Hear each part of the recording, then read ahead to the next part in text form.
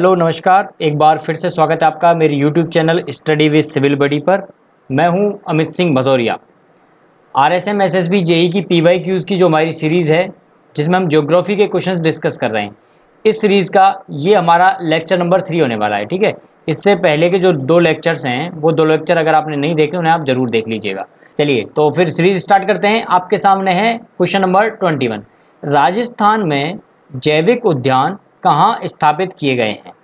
आपसे जैविक उद्यान बायोलॉजिकल पार्क के बारे में पूछा जा रहा है। आपके पास में 4 ऑप्शंस हैं: नाहरगढ़, सज्जनगढ़, माचिया, शेरगढ़, नाहरगढ़, आकल, आकल, सज्जनगढ़, मरुधरा, वन विहार, आकल, माचिया। WRD 2016 का ये क्वेश्चन है। इसका जो करेक्ट आंसर है वो है नाहरगढ़, सज्जनगढ़ और माचिया। तो ये ए इसका क्या हो जाएगा? करेक्ट आंसर हो जाएगा। अच्छा, कुछ बातें हैं जो आप यहाँ से याद रख सकते हैं। जैसे कि माचिया है, वो माचिया कहाँ पड़ता है? माचिया कहाँ पड़ता है? जोधपुर में। ठीक है, और नाहरगढ़ कहाँ है? नाहरगढ़ जयपुर में है। ठीक है ना, जयपुर में बायोलॉजिकल पार्क जो बना हुआ है वो कहाँ है? नाहरगढ़ में बना हुआ है। सज्जनगढ़ कहाँ पे है ये आप कमेंट करके बताना है ना, कमेंट करके बताना सज्जनगढ़ कहाँ पे है। ये आपके ऊपर छोड़ रहा हूँ मैं, कमेंट करके बताना सज्जनगढ़ कहाँ पर है। नेक्स्ट क्वेश्चन, राजस्थान में फ्लोरोसिस समस्या से संबंधित गलत कथन को छांटिए। तो ये क्वेश्चन क्या हुआ था? ये क्वेश्चन डिलीट हुआ था। चलिए नेक्स्ट क्वेश्चन पे चलते हैं। क्वेश्चन नंबर 23, निम्न में से कौन सा कूट सुमेलित नहीं है? एक तरफ आपके पास में मंदिर दिए हुए हैं और दूसरी तरफ आपके पास में स्थान है।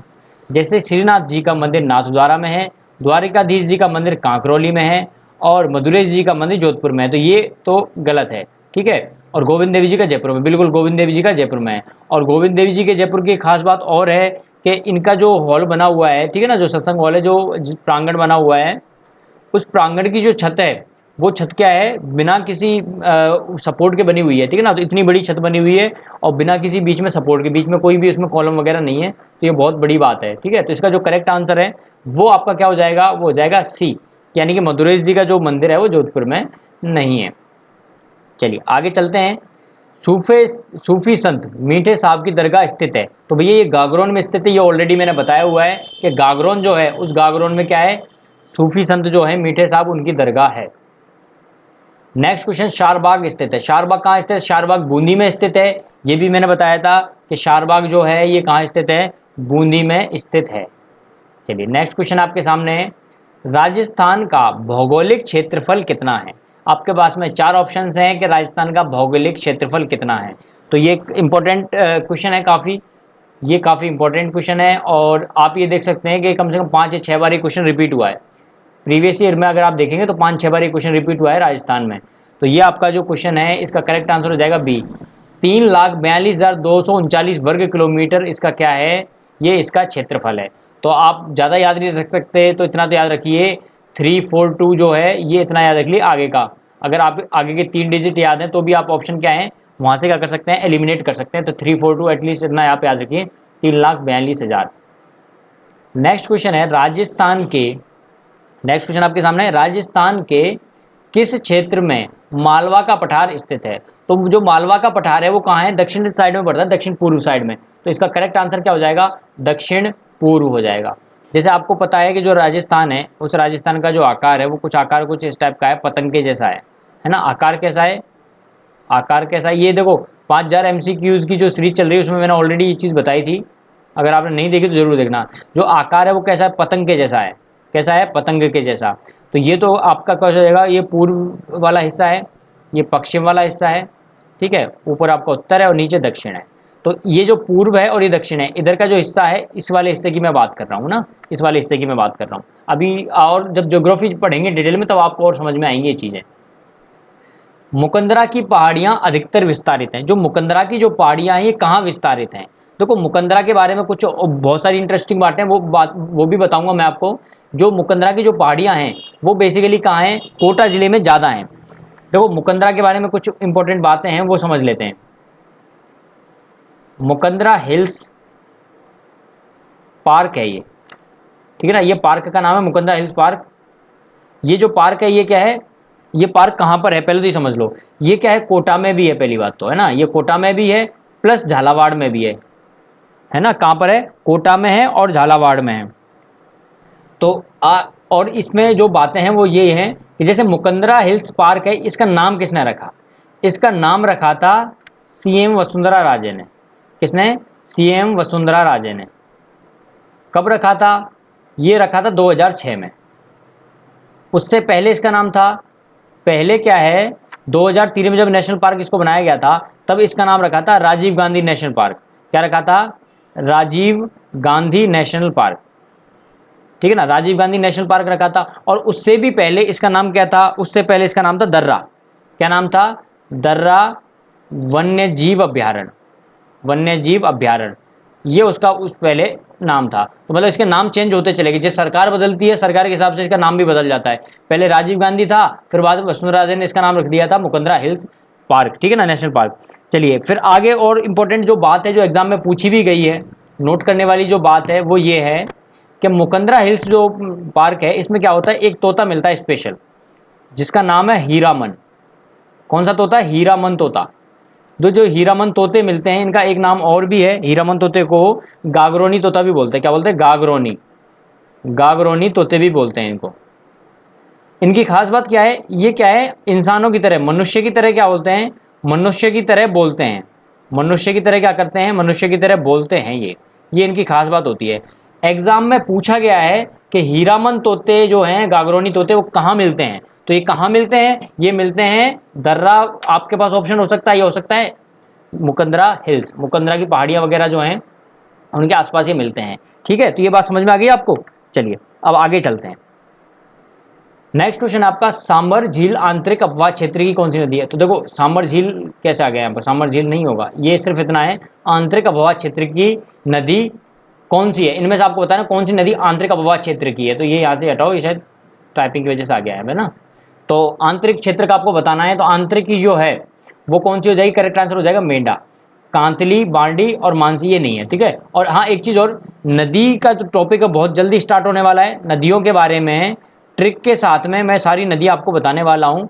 और ये बहुत ही जल्दी 5000 MCQ का जो अपना जो चल रहा है टारगेट, उस टारगेट में मैं बहुत जल्दी नदियों के बारे में डिस्कस करने वाला हूँ। क्योंकि नदियों से क्या है, काफ़ी ज़्यादा क्वेश्चन पूछे जाते हैं, और नदियाँ थोड़ी सी क्या है कि बहुत ज़्यादा हैं, याद रखना मुश्किल है, तो कोशिश करेंगे कि ट्रिक के माध्यम से आपको सारी चीज़ें याद हो जाएं। चलिए नेक्स्ट क्वेश्चन है फिर आपको, क्वेश्चन नंबर 30, राजस्थान में निम्नलिखित में से नदियों का कौन सा युग्म सही सुमेलित है? सही बताना कौन सा सही है इनमें से। कोठारी लूनी, सूकड़ी बनास, जाखम माही, बाणगंगा, चंबल। यानी कि ये बताना है संगम के बेसिस पर किसका किसके साथ संगम होता है। तो इसके बेसिस पर क्या है, ऑप्शन नंबर सी क्या है, करेक्ट है। तो जो माहिम नहीं है, ये माही नदी है। पहली बात तो ये समझना है, माहिम नहीं है, माही नदी है, माही नदी की बात हो रही है। ठीक है, क्या कौन सी नदी? माही नदी। तो माही नदी से इंपॉर्टेंट कुछ बातें डिस्कस कर लेते हैं, क्योंकि माही नदी बहुत इंपॉर्टेंट है और माही नदी से काफ़ी ज़्यादा क्वेश्चन पूछे जाते हैं। 4-5 क्वेश्चन तो मैं भी आपको बता ही देता हूँ जो पूछे गए हैं एग्जाम में, उनसे रिलेटेड आपको डेटा में दे देता हूँ। देखो माही नदी के बारे में कुछ बातें वो याद रखना, जैसे माही नदी का उद्गम कहाँ से होता है? उद्गम कहाँ से होता है? इसका उद्गम भी चंबल नदी की तरह एमपी से होता है। कहाँ से होता है? एमपी से। अच्छा, चंबल का उद्गम जो था वो मैंने बताया था कहाँ? मध्य प्रदेश में। मैंने बताया था इंदौर में। कहाँ बताया था? इंदौर में। इंदौर में भी कहाँ? जनाबाब की पहाड़ियों से। ऐसे इसका इसका जो उद्गम स्थल है मध्य प्रदेश में। मध्य प्रदेश का जो जिला है वो कौन सा है? धार जिले से। कौन से जिले से? धार जिले से इसका क्या होता है? उद्गम होता है। इसके अलावा इसके उपनाम भी हैं। इसके क्या है? उपनाम है। तो राजस्थान में जो इसको कहा जाता है, इसको कहा जाता है कांठल की गंगा। क्या कहा जाता है? कांठल की गंगा। अब कांठल किसे कहते हैं ये भी आप कमेंट करके बताओ, अगर किसी को बताया तो कांठल किसको कहा जाता है? कांठल, कांठल प्रदेश किसको कहते हैं? कांठल किसे कहते हैं? इसके अलावा इसको दक्षिण राजस्थान की, दक्षिण राजस्थान की स्वर्ण रेखा भी कहते हैं। ये एग्जाम में पूछा हुआ है। इसको राजस्थान, दक्षिण राजस्थान की स्वर्ण रेखा भी इसको क्या बोलते हैं? इसको बोला जाता है। और सबसे इंपॉर्टेंट जो खास बात है इसकी वो ये है कि ये एकमात्र ऐसी नदी है राजस्थान की जो क्या करती है, आपकी जो कर्क रेखा है, कर्क रेखा को, कर्क रेखा को 2 बार काटती है। 2 बार काटती है। किस शेप में? यू आकार में। किस शेप में? यू आकार में।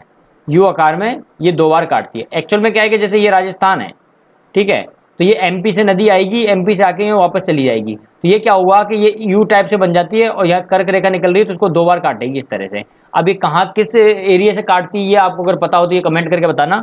आगे चल के मैं ये चीज़ें सारी डिस्कस करने वाला हूँ एक एक करके, लेकिन अगर आपको पता है तो आप जरूर बताना।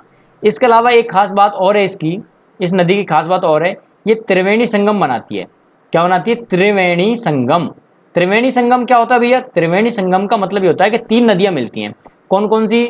मासोजा। कौन सी नदी मिलती है? मासोजा मिलती है। मासोजा का मतलब क्या है? ये ट्रैक है। क्या है ये ट्रैक है।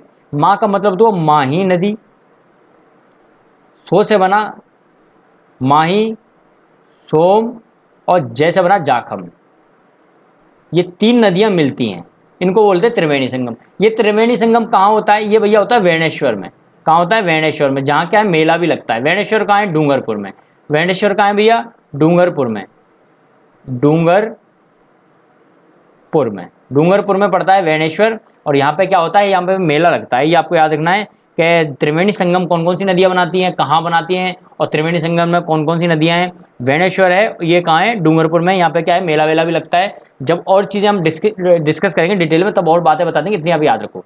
चलिए, तो ये जो लेक्चर है हमारा, ये लेक्चर यहीं समाप्त करते हैं। आगे मिलते हैं नेक्स्ट लेक्चर नंबर कौन से में? लेक्चर नंबर 4 में।